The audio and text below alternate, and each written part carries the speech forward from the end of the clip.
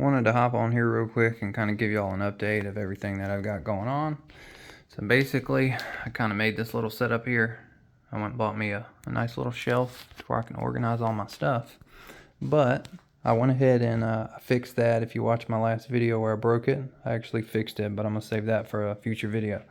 What I wanted to talk about this evening was RC Boat Bitz parts versus hot racing parts. And if you're going to upgrade any boat, whether it's a pro boat or a Traxxas or, dozens of other models, I'm going to give you my honest opinion on these products. And I'm going to show you just a little bit of detail that I've noticed and some of the money I've spent and some of the money I've wasted. And that way you can maybe use my information to help you make a better decision. So I'm going to go ahead, we're going to start at one thing and we're going to work our way through. Now, if you remember in my other video, I decided I was going to try extended trim tabs to see if the Spartan would help it control, not do so much chine walking. Now, I did achieve 51 miles an hour with the current setup. I've got RC Boat Bitz ESC in there, and I've got a 1600 kV motor. Now, I'm running a X445 Octor prop, and I originally, when I bought the boat, like everybody does, you go to eBay, you type in what brand you got, and you type in upgrades, or you type in performance parts. And everything that pops up is either hot racing or it's RC Boat Bitz. And as a newcomer to anything that you're going to do, performance-wise, you're going to look at what looks good and what looks cool, but you don't really know side-to-side comparisons of something. Now, this is hot racing. These turn fins, these are hot racing. And this rudder is hot racing. Now, there are a few other things that are hot racing, like this exit port right here, that is also hot racing. Now, I want to show you, this is RC Boat Bitz. This is their dual setup, and I saw online that somebody had put 2 on the back of a Spartan, so I wanted to copy it. I had tried every possible combination with these small little pads here. I'm going to call them outriggers. With these small little pads, these little outriggers, and they would not do anything to help the boat. Once it got about 45 miles an hour, it started chine walking. Now, if you look at the construction of these versus the construction of these, you will automatically see that the design of the RC Boat Bitz is far superior to anything hot racing. Now, the more you use this and the more you take it apart and put it back together, it gets looser and looser and looser, and I was just dissatisfied with it. Now, if you look at the size of these versus the size of these, and you hold them up, I mean, there's absolutely no comparison. These are so much bigger. And what I learned is the boat performed so much better once I extended them. And I was just trying it on a whim because I'd already ordered these, and I was like, well, let's just try it. These, I'm very, very excited to put these on. Now, RC Boat Bitz does not know I'm making this video. They did not ask me to make this video. I'm just doing it on my own for anybody who wants to update a Spartan or an M41 or any other boat for that matter. That way you can buy the proper parts the first time and try to learn from my mistakes. Now, we're going to move over from these, and we're going to jump to the stinger, to the rear strut. And I'm going to pause here and flip the boat upside down and show you. So what I have here in my hand, this is the hot racing stinger. Now, granted, it looks good. When I first initially got it, if you see these screws here, these Phillips head screws did not come here. When I first got it, I put it on and both sides were stripped out. So luckily, in my kit of a million little tiny bolts, I found some Phillips heads that actually fit, and I put red Loctite on them, and I put them in, and that's how I held it. So this thing was almost useless out of the box. A second thing that people complained about was the bearings falling out of the end of it. So I had to take some super glue, push the bearing in, and that's how I kept my bearings in. Now, I do like the fact that it's got a bearing. Very cool. But let's go ahead here and look at the RC boat bits. Let's hold them side by side and do a side-by-side comparison. Now just look at the difference in length we get on that tube. The RC boat bits, again, is far superior. And the quality of the aluminum, the quality of the screws, the stainless steel screws, everything about this unit is above and beyond this. Now let's flip it back over. Now another thing I wanted to reiterate, remember in one of my further videos I removed the rubber grommet back here and I put a brass bushing in. Now I had a brass bushing.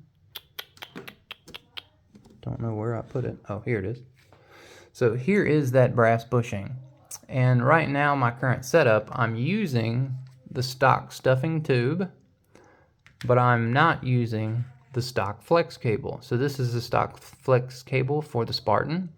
And if you were to buy the RC Boat Bits flex cable, you see how this is larger than this? The RC Boat Bits cable, their cable is about this size. It's 3/16, where I think this is like 4 mil or something like that. But when you upgrade to the flex shaft, you also get a larger stuffing tube and you get a larger liner inside of it. But I wanted to try something different, so I used their larger 3/16 cable and I paired it with the smaller stock stuffing tube because it fit inside that bushing. And that bushing, without any modification, slipped right in the back of the boat. I'm just trying stuff at this point. So if you're going to upgrade your shaft, that's probably the #1 thing you need to do besides the ESC. My recommendation would be buy RC Boat Bit stuff, or you'll be in the same position that I'm at, because this was the stock one and this was the hot racing one. You put them side by side and they're just not that much different. I mean, they're just not that much different. Now we're gonna go ahead, we're gonna flip the boat sideways here a little bit and we're gonna look at the rudder. Now this was an upgraded rudder, hot racing. And one thing I did, I saw it online, took the next size drill bit and I went ahead and I drilled these ports out a little bit. And I also went here and I drilled a drill bit as far deep as I could to try to open it up, to try to just get more cooling. Now, cool, hot rate, you know, no problem. Now you got double cooling. Now let's go over here to the RC Boat Bits. Now let's look at this. Okay, double cooling, right? Now let's flip it to the other side. This is what I love. They have 4 inlets. 4 inlets. So now you have double the amount of water that can go inside of this rudder. And you have nice, large brass ports to allow the water to come out.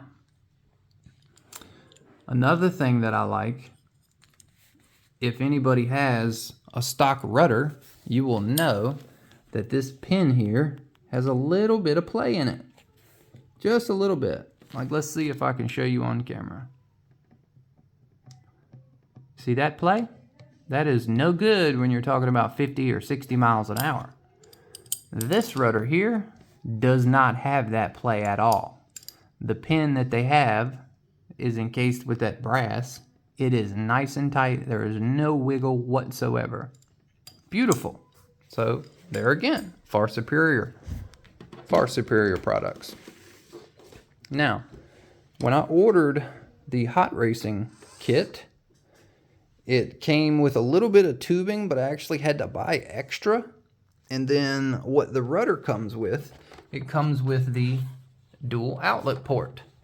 Now, when you buy the RC Boat Bits, they have their own dual outlet port. And it again has larger holes and larger ports. It'll support a larger tubing. And they actually send you more tubing that is a larger diameter for better cooling. And another thing that I liked is, now this is all RC Boat Bit stuff that I just got in. Now this is a cool little grommet. Now what is this for exactly? It's for these right here. You drill it, and you can put it in there and make it look cool, and you can push your your water tubes through it, and it makes it look nice and neat and finished. Everything about this hobby, you could go one direction or another with it, but this makes it look finished and clean. You know, my ugly little aluminum trim tabs here don't make it look clean, but I was just seeing if they were going to be functional. But everything else, you know, blue anodized aluminum, we all love anodized aluminum, no matter what color you get.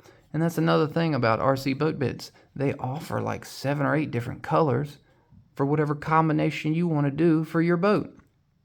And then the same thing back here for this little like water thing to where water doesn't go over. They have multiple different colors of these, and they have different wordages on the back, which is so cool. I just didn't know about RC Boat Bitz before I started upgrading this boat. Now, granted, I've probably got more money in parts in the hot racing products than I would have if I just went ahead and upgraded the stuff that this company sells out the gate. And another thing, if you want to add on top of that, when I bought these trim tabs, if you look, see how these screws are different than these screws? Well, when you buy these trim tabs, guess what? Hot Racing doesn't send you any hardware. RC Boat Bitz does. They send you the right size stuff for your application. It's the small details in quality products that I appreciate. And that's, you know, I'm not reviewing a product for a company. I'm reviewing a product to give information out to the consumer, to people like me in the future who may want to upgrade a boat. But I could go on and on with this, but I'm going to go ahead and cut it off here. I'll save a little bit more for some future videos. So I'm going to go ahead. I'm going to start taking all these hot racing products off, set them in a box, maybe use them again for a future project. Who knows? But right now it's time to upgrade this thing. Unfortunately, it's fall weather. The sun's going down early. The pond outside's full of leaves, so I can't run the boat. And one thing I've learned from doing this hobby is the battery connectors have to be upgraded. So I'm going to be swapping out the 1600 kV for an 1800 kV Leopard motor, and we're going to see what kind of top speeds we can reach with this thing.